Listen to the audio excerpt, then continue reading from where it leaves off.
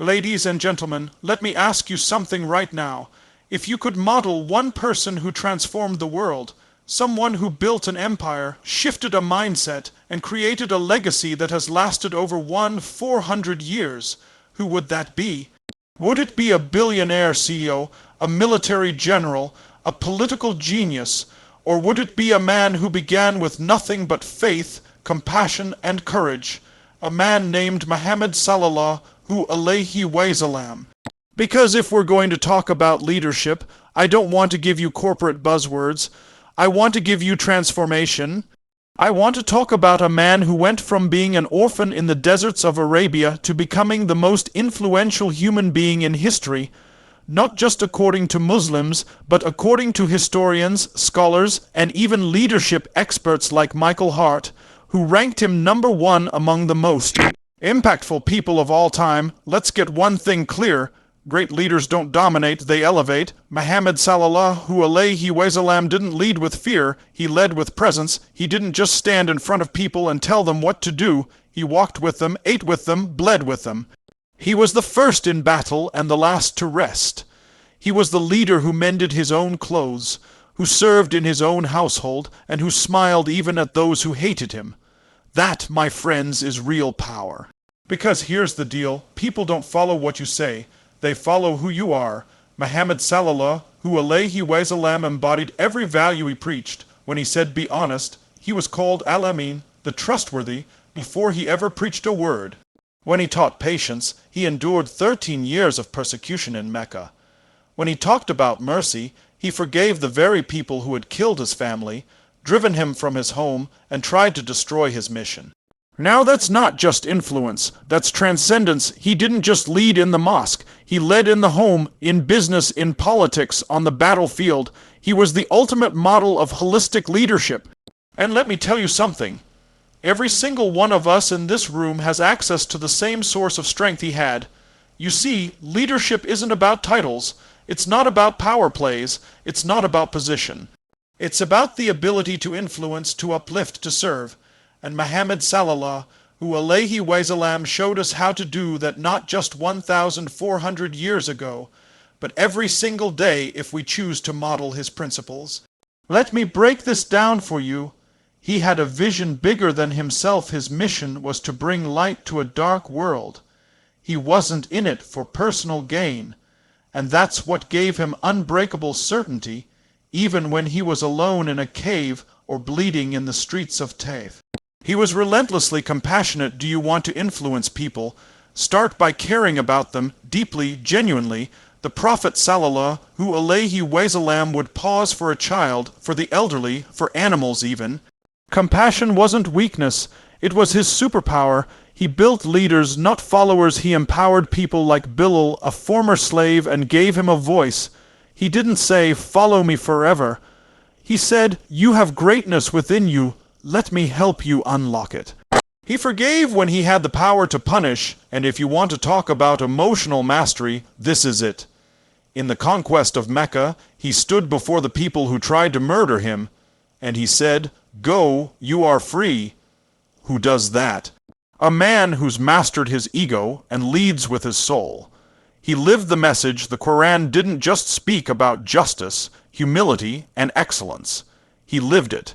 He was the living embodiment of the divine message. His wife Aisha was once asked, what was his character like? She said, his character was the Quran. So here's my challenge to you today. What would your life look like if you started modeling that kind of leadership? Not just at work, but at home, in your relationships, in your purpose. What if you made the decision today to be someone who lifts others when they fall? What if you chose influence over ego, vision over reaction? Mercy over vengeance, because the world doesn't need more bosses. It doesn't need more influencers. It needs more leaders, real ones, ones like him. Ladies and gentlemen, if Muhammad sallallahu alaihi wasallam could transform a desert into a civilization, unite broken tribes into a global community, and change the arc of human history, with zero wealth, zero armies, and only the power of his character, what's your excuse? The model is already there, the example is already clear. Now it's on you to rise, to lead, to embody the message. Be the kind of leader this world is dying to follow. Be the example. Be the change, just like he was. Are you ready? Let's go lead. To lead with heart, not just strategy, is one of the most powerful lessons we learn from the life of Prophet Muhammad sallallahu, alaihi wasallam. In today's world, leadership is often seen through the lens of domination, tactical efficiency, power games, and corporate frameworks. We're taught to focus on performance metrics, productivity tools, and calculated decision-making. And while these have their place, they're only half of the story. The other half, the more impactful half, is the emotional, human, and spiritual side of leadership.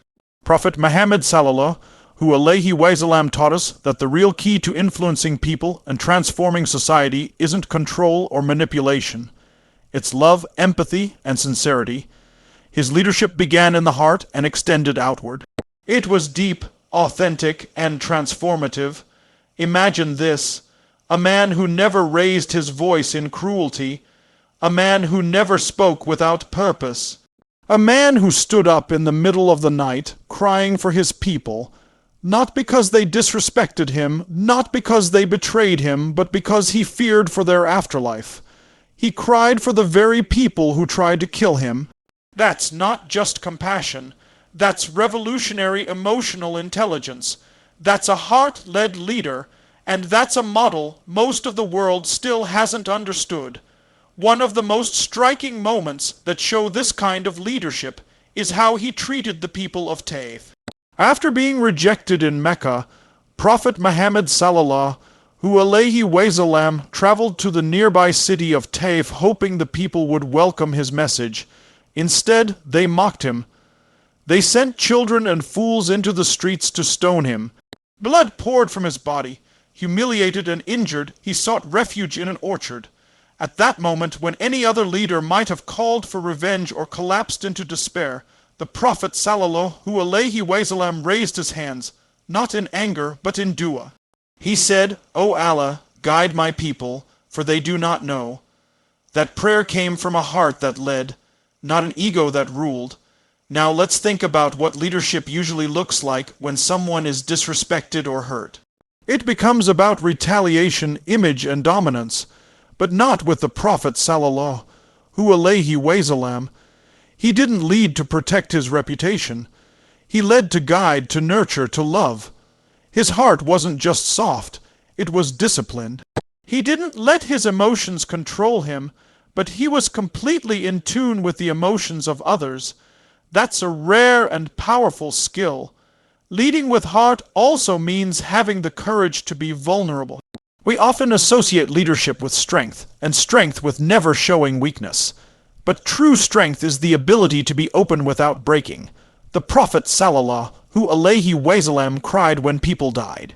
He missed his loved ones, he wept at the graves of his companions, he grieved, he felt pain, and he never hid it. Yet his vulnerability never made people lose respect for him. It made them love him more. Why? Because it made him human, and humanity is what inspires loyalty. Nobody connects with a robot. People follow those who reflect their struggles and still rise above them. Let's take his leadership at home. He didn't just lead armies. He led his family with tenderness. He played with his grandchildren. He helped with chores. He mended his own clothes. Think about that. The greatest leader in history didn't see these things as beneath him. He didn't lead through arrogance. He led through humility. His wife Aisha described him as the most gentle and loving of husbands. He listened more than he spoke. He gave more than he took. That's leadership rooted in heart. There's another powerful example of this heart-centered leadership in how he treated the poor and the marginalized. When people were looked down on because of their race, class, or history, the Prophet sallallahu alaihi wasallam lifted them up. He made Bilal, a former slave, the one to call the adhan, the most public and honored of duties. Why? Because Bilal's heart was pure. His loyalty and faith outweighed every status symbol society worshipped. This wasn't just symbolic leadership, It was transformational, it changed how society saw value, and it taught us that true leadership sees the soul, not the skin or the salary. Let's talk about trust. Prophet Muhammad sallallahu, alaihi wasallam, was known as al-Amin, the trustworthy, even before his prophethood. People gave him their wealth, their secrets, their trust, because his heart was honest. He never lied, never betrayed, never played games. When he spoke, you knew he meant it. That kind of character is rare, and it comes from deep sincerity. That's what leadership with heart looks like. It's not about manipulation or charisma. It's about being consistent in your truth, even when no one is watching. Even with his enemies, he never let hatred blind him. When he had the chance to exact revenge, he didn't take it. After the conquest of Mecca, when he finally returned to the city that had exiled and tortured him, he had every right, politically and militarily, to punish the people, but he didn't. Instead, he asked them, "What do you think I will do to you today?" They said, "You are a noble brother, the son of a noble brother." He responded, "Go, for you are free." That's leadership that conquers through mercy, not weapons. That's how hearts are won. Now contrast this with modern leadership. Think about leaders who rule through fear. Think about organizations where people don't speak their minds because they're afraid, where performance is driven by pressure, not passion. That kind of environment creates stress, burnout, and resentment. But when you lead like Prophet Muhammad sallallahu, alaihi wasallam, with empathy, sincerity, and compassion, you build something deeper: trust, resilience, and loyalty. People will go to the ends of the earth for someone who truly cares about them. That's the legacy he left. His companions would sacrifice everything, not because they were forced to, but because they loved him, and love can't be commanded. It must be earned, and he earned it by showing up every single day with a heart full of compassion. When someone was grieving, he noticed. When someone was absent, he inquired. When someone was struggling, he supported. He wasn't just a leader of people, he was a healer of souls, and in a world full of broken hearts, that's the kind of leadership we need. Leading with heart also means accepting that leadership is a burden, not a privilege. The Prophet sallallahu alaihi wasallam carried that burden with dignity. He didn't seek power for its own sake. He didn't use it to elevate himself. In fact, he warned others against chasing leadership roles, because when you lead, you're accountable for the people you serve.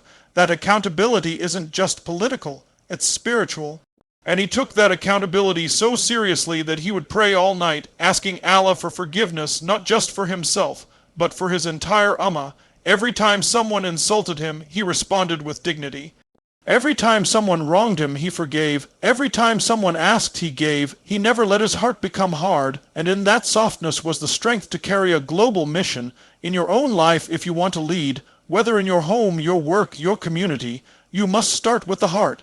Be someone who listens without interrupting, someone who gives without keeping score, someone who forgives without waiting for an apology. That's how the Prophet sallallahu alaihi wasallam led. Not because it was easy, but because it was right. So, when you find yourself in a position of influence, ask, am I leading to be seen, or am I leading to serve? Am I trying to be admired, or am I trying to uplift? Am I chasing results, or am I building people? If you want to build an empire, you need a plan. But if you want to build a legacy, you need a heart. Prophet Muhammad sallallahu alaihi wasallam gave us the blueprint. Now it's on us to follow it. Unshakable vision creates unstoppable movement. When we talk about leadership, a common trap people fall into is thinking it's about reacting to problems, solving issues as they come, and adjusting course depending on what others do. That's not leadership. That's survival. Real leaders don't wait to see what happens. They carry a vision so vivid, so emotionally charged, so rooted in divine purpose that it pulls them through storm. Prophet Muhammad sallallahu alaihi wasallam had a vision, not just a dream, not just a goal, a divinely inspired vision that he carried in his heart every moment of his life, and that vision is what made him unstoppable. Imagine being alone in a cave, no followers, no army, no resources, and then receiving a message that you are to guide all of humanity, that you are the final messenger, that your words will shape the future of the world. How does a man carry that, not with ego, not with arrogance, but with conviction? The Prophet sallallahu, alaihi wasallam, came down from that cave transformed, not confused, not shaken, but firm, because his vision was anchored in truth. When he began preaching, the people he grew up with turned against him. They insulted him, called him a liar, a sorcerer, a madman. They boycotted his entire tribe. They tortured his followers. They offered him wealth, power, and women, anything to stop his mission. But he didn't budge. Why? Because he wasn't in it for himself. He wasn't chasing comfort. He was chasing eternity. That's what a vision rooted in divine purpose does. It lifts you above pain and distraction. There was a moment when his beloved uncle Abu Talib passed away, and soon after, his wife Khadijah died. That year is known as the Year of Sorrow. He lost two of the greatest sources of his emotional support. And in that vulnerable state, he went to Taif, only to be met with ridicule and violence, bloodied, alone, and rejected. What did he do? Did he give up? Did he curse the people? No. He turned to his Lord and renewed his vision. He said, "If you are not angry with me, then I do not care."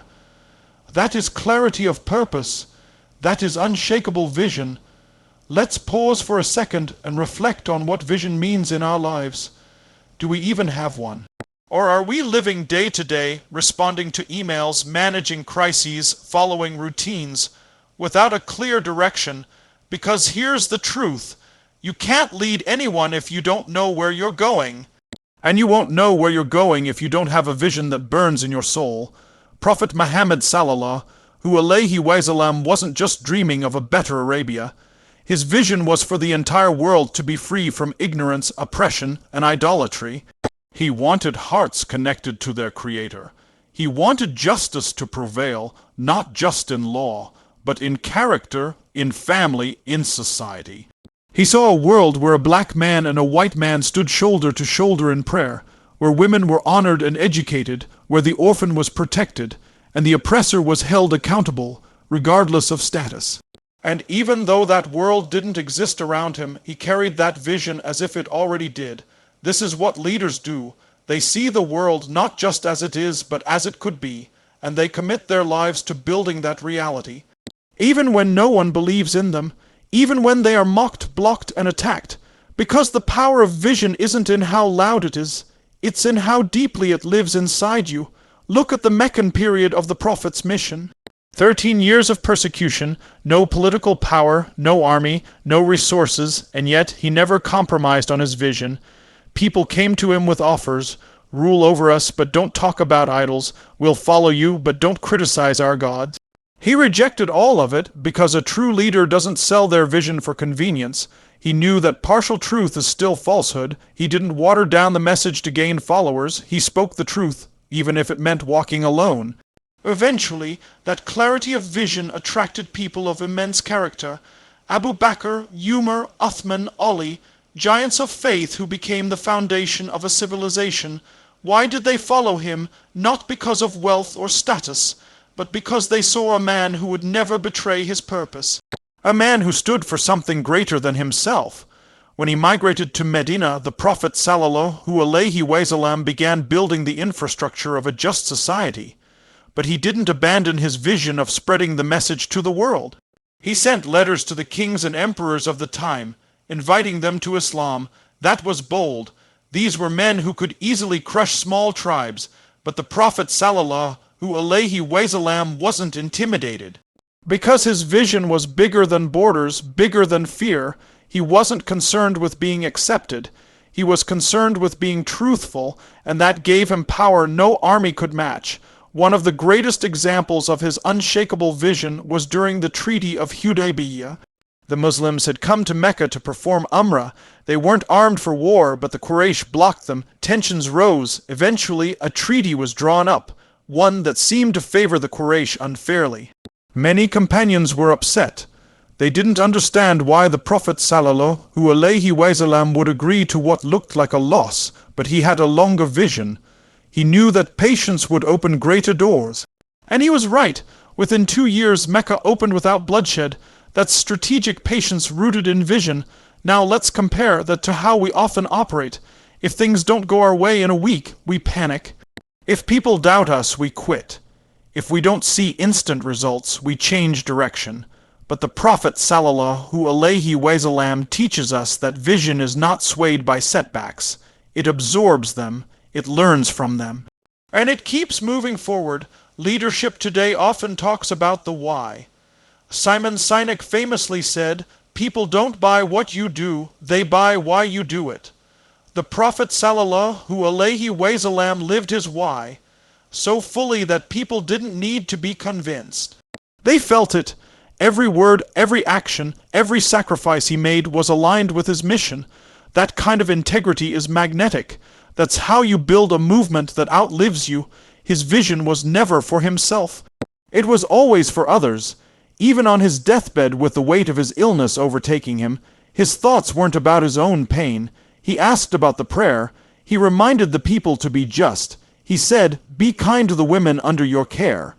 That was his vision still speaking, even in his final moments. So how do we bring this into our lives? First, we have to define our vision. What legacy do we want to leave? What pain in the world breaks our heart? What solution are we willing to dedicate our lives to if you don't know? Pause everything until you do, because without vision you're not leading, you're drifting. Second, once you find your vision, you must protect it. People will try to talk you out of it. The world will distract you with comfort, entertainment, and fear. Stay rooted, anchor your vision in service to Allah, and nothing can shake it. Pray for clarity. Surround yourself with people who remind you of your purpose, and remind yourself daily, through hikr, through reflection, through action. Third, act with the end in mind. Don't just focus on what's easy now. Focus on what will matter later. The Prophet sallallahu alaihi wasallam taught us that the real reward is not in this world. So don't trade your eternity for temporary applause. Stick to your principles. Speak the truth. Love deeply. Serve selflessly. That's what creates an unstoppable movement. Look around the world today. We are in desperate need of visionaries, not just influencers, not just entrepreneurs, but leaders who are grounded in purpose, guided by truth, and driven by compassion. Leaders who are not afraid to stand alone for what's right. Leaders who carry the light of the Prophet sallallahu alaihi wasallam in their hearts. You may never be followed by millions. You may never build an empire. But if you live with unshakable vision, you will impact every soul you touch, and your movement, no matter how small, will carry the fragrance of the prophetic legacy. Prophet Muhammad sallallahu alaihi wasallam showed us what one person can do when they live fully in alignment with divine vision. The only question left is, will we? When people think of power, they often picture strength, dominance, control. But leadership rooted in the example of Prophet Muhammad sallallahu alaihi wasallam redefines power entirely. It's not about asserting dominance, it's about embodying humility, and not just as a tactic, but as a way of life. Prophet Muhammad sallallahu alaihi wasallam led people not from a throne, not from a tower, but from within their hearts. He was among them, not above them, and that humility made him the most powerful leader in history. Let's begin with a story. After the conquest of Mecca, moment of incredible victory, imagine what most leaders would do. They'd march in with drums and banners, chest out, ready to take revenge or claim dominance. But not the Prophet sallallahu alaihi wasallam. He entered Mecca bowing his head so low in gratitude to Allah that his forehead almost touched the saddle of his camel. That image alone is a masterclass in leadership. He didn't let victory inflate him. He let it humble him even more. He forgave those who had tortured him, who had tried to kill him, who had expelled him from his home. "Go, you are free," he said. What kind of heart does that? Only a heart purified by humility. Only a heart that seeks no validation from the world because it's filled with divine purpose. That's not weakness. That's power, pure, transcendent power. The Prophet sallallahu alaihi wasallam didn't just practice humility in public moments. He lived it every day. He mended his own clothes. He served in his home. He sat on the ground with the poor, ate with his hands, and never demanded special treatment. When he walked into a gathering, people couldn't even tell which one he was, because he didn't sit on a higher seat. He didn't wear extravagant clothes. His presence wasn't about awe. It was about love. People followed him not because they feared him, but because they felt seen by him. He never interrupted people when they spoke. He turned his full body to face someone when they addressed him, giving them complete attention.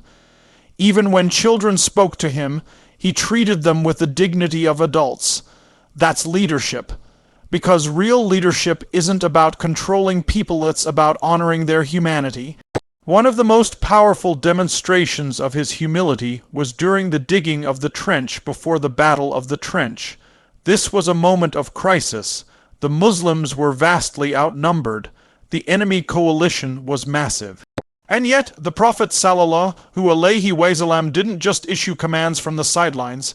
He was in the trench with his companions, digging, lifting, sweating. When they struck a hard rock they couldn't break, he took the pickaxe himself and struck it until it split. That's a leader. He didn't just lead by words, he led by example. Humility also showed in the way he handled criticism. Imagine being the messenger of God and still listening patiently to people who questioned you.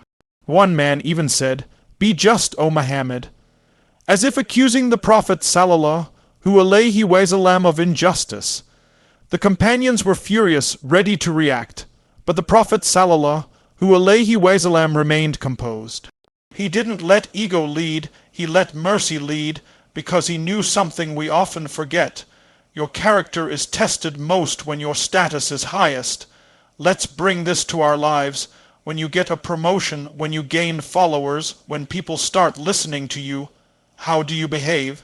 Do you become more attentive, more grounded, more available? Or do you start demanding special treatment? The Prophet sallallahu alaihi wasallam reminds us that the higher you rise in status, the deeper you should root yourself in humility. Even when people honored him, like standing when he entered a room, he discouraged it, not because he didn't deserve it, but because he didn't want to be idolized. He feared arrogance like a fire fears water. That's the mindset of a leader who puts mission over ego. The moment you start thinking you're better than the people you serve, you've lost the essence of leadership. There's a narration where the Prophet sallallahu alaihi wasallam was sitting with his companions, and a Bedouin man entered, visibly nervous to be in his presence. The Prophet sallallahu alaihi wasallam said gently, "Take it easy, I'm not a king. I'm just the son of a woman who used to eat dried meat." He diffused the man's anxiety with humility. He didn't need to flex status. He needed to connect, and humility was his bridge. You see, humility doesn't mean you think less of yourself. It means you think of yourself less. The Prophet sallallahu alaihi wasallam was confident, assertive, bold, but never arrogant. He knew who he was. He had no identity crisis, but that knowledge didn't puff him up. It grounded him. That's the balance we all need to strike, to be strong in truth, but soft in manner. Look at how he dealt with enemies. After the Battle of Hunain, when spoils were being distributed, some people complained that he was being unfair. He didn't retaliate. He didn't humiliate them. He explained his decision calmly and even gave more to the ones who were most upset. Why? Because his goal wasn't to win arguments. It was to win hearts. And you can't win hearts if you're filled with yourself. In today's world, leaders often build walls. The Prophet sallallahu alaihi wasallam built doors. His mosque had no special chambers. Anyone could approach him. Children could climb on his back during prayer, and he would wait patiently. When a servant made a mistake, he never scolded them. He never even raised his voice at them. That kind of self-control isn't natural. It's intentional. It comes from seeing every human being as valuable in the eyes of God. Humility also showed in his gratitude. He never saw himself as entitled. Even when his mission succeeded, when thousands entered Islam, when wealth flowed into Medina, he would still stand at night, praying until his feet swelled. And when asked why, he said, "Should I not be a grateful servant?" That's the heart of a humble leader, never complacent, always grateful. He lived in a simple home, slept on a mat that left marks on his back, gave away almost everything he had. When the riches of the world came to him, he distributed them without hesitation, because he didn't measure wealth by what he had, but by what he gave. Now think about the kind of legacy that builds. Do you want to be remembered as someone who demanded attention, or someone who gave it? As someone who chased status, or someone who elevated others? True leaders don't need titles, they earn trust. And the fastest way to lose trust is to make it about yourself. The Prophet sallallahu, alaihi wasallam, knew that leadership is a trust, not a trophy, a responsibility, not a privilege, and he carried that trust with unmatched humility.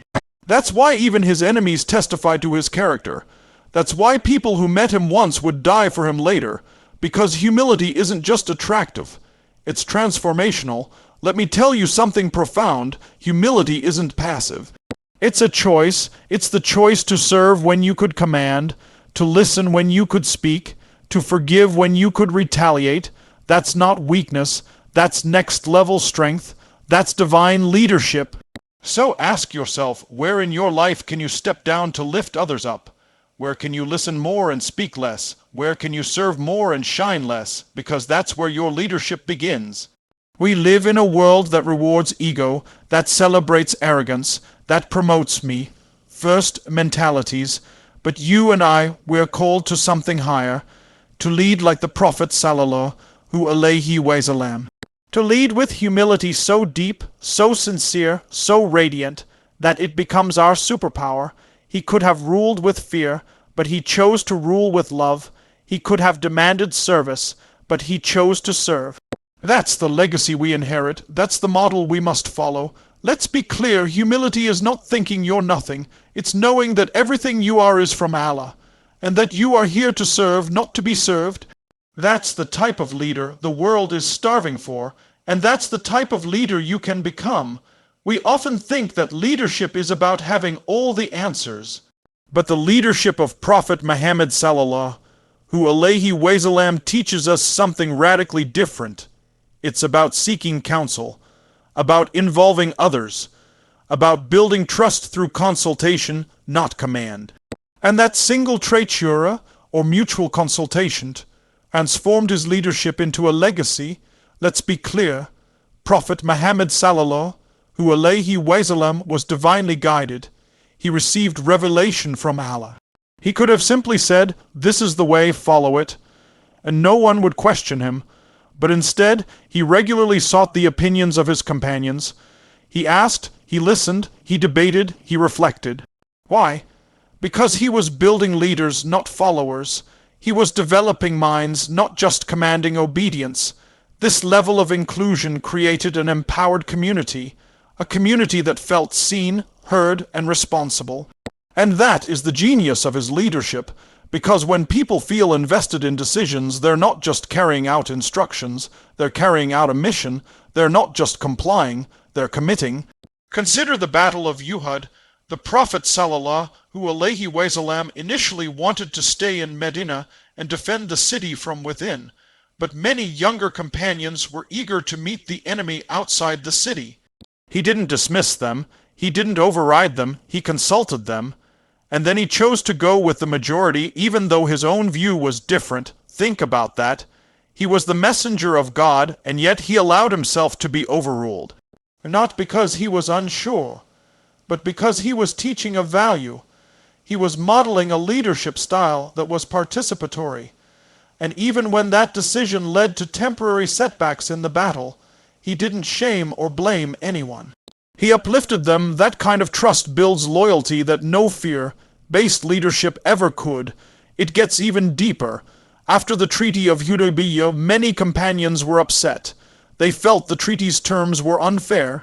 They were disheartened, and when the Prophet sallallahu alaihi wasallam instructed them to shave their heads and end their state of ihram, they hesitated, not out of defiance, but out of confusion and grief. So what did the Prophet sallallahu alaihi wasallam do? He didn't raise his voice, he didn't scold, he went into his tent, consulted with his wife Salama, and she advised him, go out, do the action yourself, and they will follow. And that's exactly what happened. Now pause and think what leader today consults his spouse in the middle of a high-stakes political negotiation. What leader today trusts others to give insight, even when he himself is the highest authority? That is leadership rooted in love, humility, and confidence, not insecurity. The Prophet sallallahu alaihi wasallam didn't feel threatened by others' ideas. He welcomed them, because the mission was too important to let ego get in the way. One of the most famous examples of consultation is during the Battle of the Trench. It was Salman al-Farsi who suggested digging a trench, a tactic unfamiliar to the Arabs of the time. And the Prophet sallallahu alaihi wasallam didn't just accept the idea. He endorsed it fully and made it the central strategy. Think about that. A man from a different culture from Persia brings a foreign idea, and it becomes the foundation of victory. That's what happens when a leader creates space for contribution. Innovation flourishes, confidence grows, the community evolves. This kind of leadership is rare today. Most leaders surround themselves with people who say yes to everything, who mirror their opinions, but the Prophet sallallahu alaihi wasallam didn't want mirrors, he wanted minds, and that made his community resilient, adaptable, and forward-thinking. Let's apply this to your life. Whether you're leading a team, a business, a family, or just your own self, are you asking for input? Are you seeking feedback? Or are you assuming that leadership means going it alone? You see, great leaders don't fear being wrong. They fear making decisions that shut people out, and by consulting others, you're not showing weakness. You're showing wisdom. You're not giving up control. You're building connection. The Prophet sallallahu alaihi wasallam was never afraid to say, "What do you think?" And that single question changed lives. It gave people a sense of ownership. It made them feel like they mattered. And when people matter, they give you everything they have, not just their labor, but their love. And here's something beautiful. He didn't just consult the elite. He asked everyone, women, youth, the poor, the immigrants, the newcomers. They all had a voice. In a world that often silences the marginalized, the Prophet sallallahu alaihi wasallam amplified them. That's leadership that transcends culture and time. Think about the Constitution of Medina. This wasn't just a treaty. It was a social contract, a visionary model of coexistence between Muslims, Jews, Christians, and pagans. And it was built through dialogue, through engagement, through active listening. That wasn't top-down governance. That was inclusive leadership rooted in justice and consultation. This principle of shura wasn't just for emergencies. It was part of daily life. The Prophet sallallahu alaihi wasallam would ask his companions, should we camp here or there? Should we approach this tribe in this way or that? Should we send this ambassador or someone else? And each time, people knew their voice could influence history. How many people in your life feel that way around you? Do your team members feel empowered to challenge your thinking? Does your spouse feel safe enough to offer honest advice? Do your children feel like their ideas matter? If not, it's not a flaw in them. It's a call for you to lead more like the Prophet sallallahu alaihi wasallam. Even in spiritual matters, he encouraged discussion. When companions disagreed about interpretations or rulings, he created space for differing views. Because he wasn't building robots, he was cultivating hearts and minds. That's why Islam could thrive across continents. Because it wasn't rigid in process. It was principled in values, and consultation was one of the core values. Let's get personal. Imagine you're leading a project, and someone younger or less experienced offers a suggestion. Do you brush it off, or do you lean in? The Prophet sallallahu alaihi wasallam leaned in, even if the idea came from a child, even if it came from someone with no formal title, because he wasn't focused on the source. He was focused on the truth. That's leadership free from ego, leadership that elevates others, leadership that says, you matter, your voice matters, and together we'll find the best path. And that's what every organization, every nation, every family needs today. Let's be real. Listening takes time. It's not always efficient, but it's always effective, because people don't follow plans. They follow relationships, and relationships are built on respect. When the Prophet sallallahu, alaihi wasallam, asked for input, he wasn't just gathering data. He was giving dignity. And that dignity turned ordinary people into extraordinary leaders. Abu Bakr, Umar, Uthman, Ali, may Allah be pleased with them all, each were formed in that culture of mutual respect and learning, and they carried that spirit forward in their own leadership. That's the ripple effect of a prophet who knew that asking, "What do you think?" is one of the most powerful tools a leader can use. So here's the truth. You don't have to be the smartest person in the room to be the best leader. You just have to be the one who values every person in the room. You have to be the one who asks, who listens, who learns. That's the leadership of Prophet Muhammad sallallahu alaihi wasallam, and it's available to all of us. It's not just for prophets or politicians. It's for teachers, parents, coaches, entrepreneurs, anyone who guides others. All you need is the humility to listen and the courage to include. So ask more questions, invite more feedback, create more space. And watch how your leadership transforms not just what people do, but how they feel, because when people feel heard, they rise, they step up, they give their best. That's what the Prophet sallallahu alaihi wasallam did. And that's what you can do. It starts with 3 words. What do you think? One of the most profound lessons in leadership from the life of Prophet Muhammad sallallahu alaihi wasallam is this. He led not with a thirst for power, but with an unshakable sense of purpose. Every step he took, every decision he made, every hardship he endured was driven by a mission greater than himself. And that purpose wasn't about status or recognition. It was about serving humanity and fulfilling the trust of prophethood. Let me tell you something. When you lead with purpose, people feel it. They sense your conviction. They trust your vision. Why? Because purpose has a frequency. It has a resonance. It cuts through doubt and fear and confusion. And that's exactly what the Prophet sallallahu alaihi wasallam embodied. Look at how he began his mission. He was 40 years old. He could have lived a peaceful, respected life among the Quraysh. But when the revelation came, he stepped into a storm.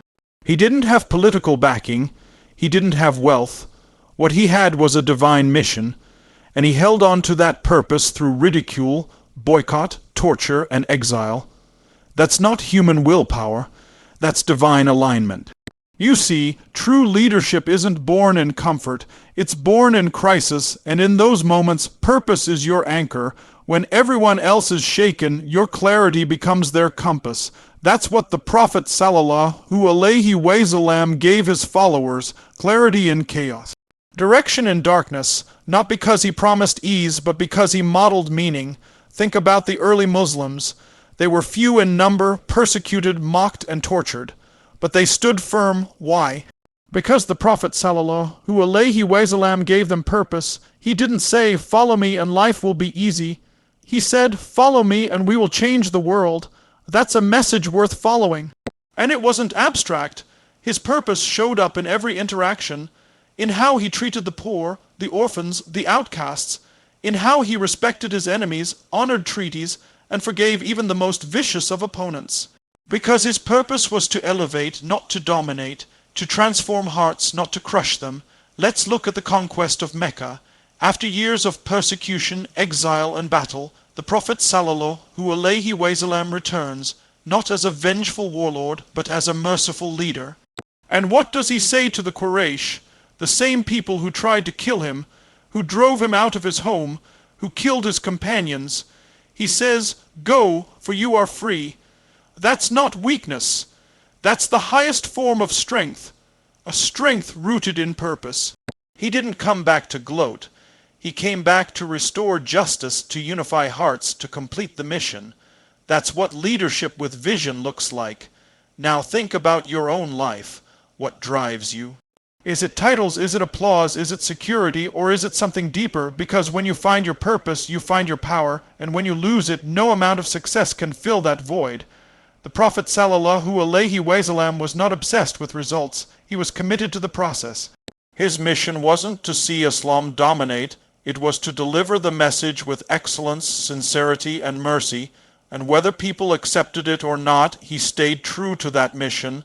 That's what makes a leader unstoppable. He endured the loss of his beloved wife Khadijah, his uncle Abu Talib, the boycott in the valley of Abu Talib, the humiliation of Taif, and the pressure of leading a rapidly growing community, and yet he never wavered. Because his purpose wasn't tied to circumstances, it was tied to the Creator. Purpose also gave him patience. Think about how long it took for Islam to gain traction. 13 years in Mecca with minimal results.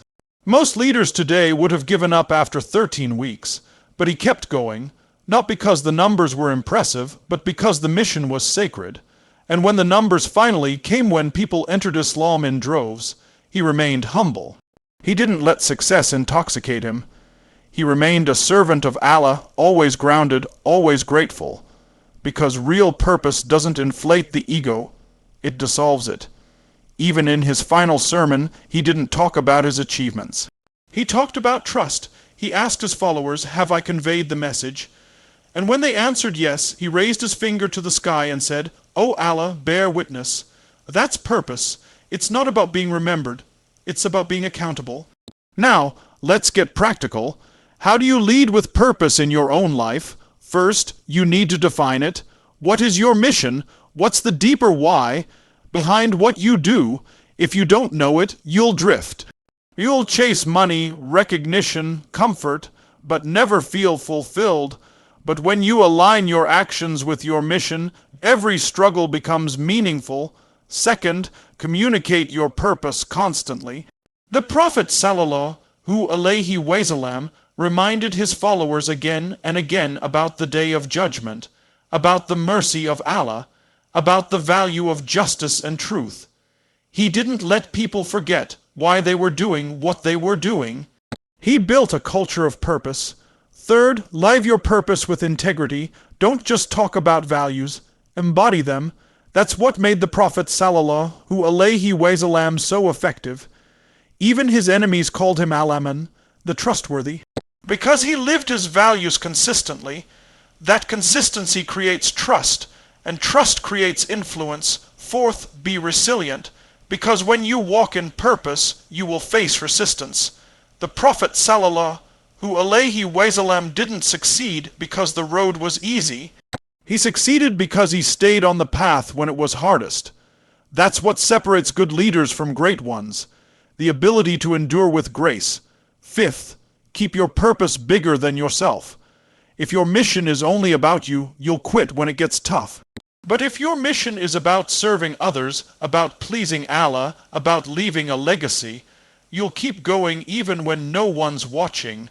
That's why the Prophet sallallahu alaihi wasallam never stopped. Because his why was eternal.